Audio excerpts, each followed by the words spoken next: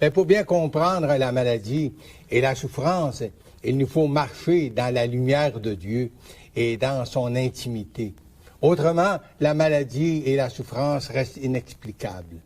Plus souvent qu'autrement, l'homme blâme Dieu ou encore l'accuse d'injuste et parfois même il questionne justement la bonté de Dieu, comme si Dieu est un Dieu cruel, comme si Dieu vraiment est responsable lorsque la maladie nous frappe, comme si la maladie est voulue de Dieu. Nous pourrions bien classer la maladie en différents groupes. Cependant, j'aimerais souligner que plusieurs maladies physiques sont causées par des problèmes psychologiques. Et ces problèmes psychologiques sont souvent, plus souvent qu'autrement, le fruit de nos inconséquences, le fruit des inconséquences des hommes, de notre vécu sans Dieu, selon les convoitises de la chair. On peut vraiment dire que le péché est la cause des maladies, comme déjà on l'a entendu, et de la souffrance. Encore faudrait-il faire attention, lorsque quelqu'un est malade, ça déjà, ça a été dit, d'associer sa maladie à un péché quelconque. La Bible nous rappelle que tous sont péchés et sont privés de la gloire de Dieu. C'est le prophète Jérémie qui pose la question, n'y a-t-il pas de remède? N'y a-t-il pas de réponse pour les problèmes de l'homme? Eh bien oui, c'est Jésus qui se présente à nous avec cette parole. Le Saint-Esprit m'a oint pour annoncer une bonne nouvelle aux pauvres.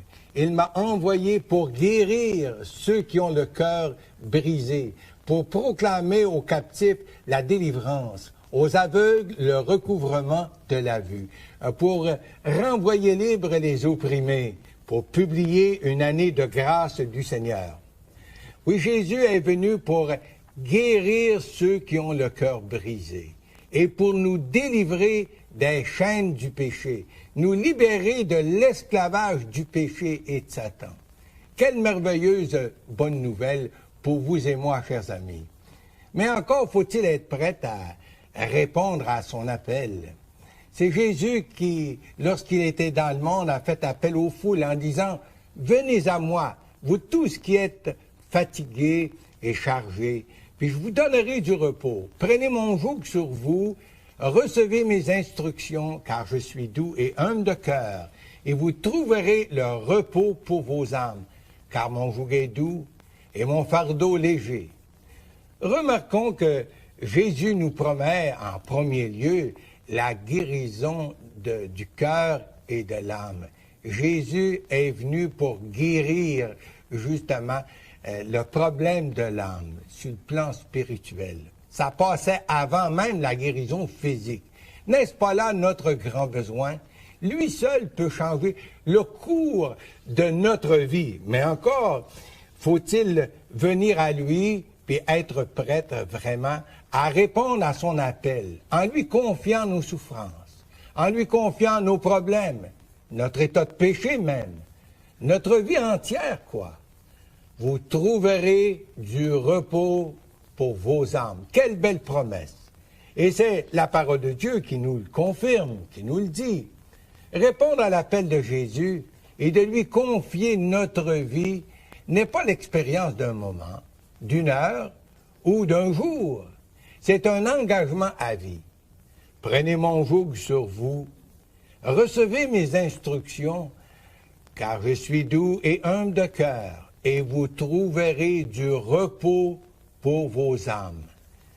Ce qu'il vous offre, cher ami, c'est une invitation à cheminer avec lui, vous soumettant à ses instructions, à son enseignement.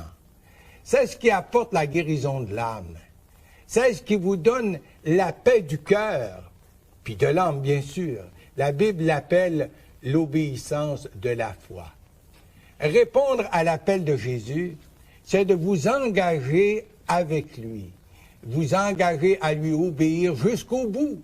C'est vraiment un mariage à vie entre vous et le Seigneur. Une fois qu'on est au Seigneur, ça ne garantit pas qu'on est exempt de maladie, mais le Seigneur est avec nous. Alors, cher ami, pourquoi pas aujourd'hui inviter Jésus comme votre sauveur personnel, comme le Seigneur de votre... Lui confier enfin toute votre vie entière et commencer à cheminer avec lui. Faites-le, cher ami, pour la gloire de Dieu.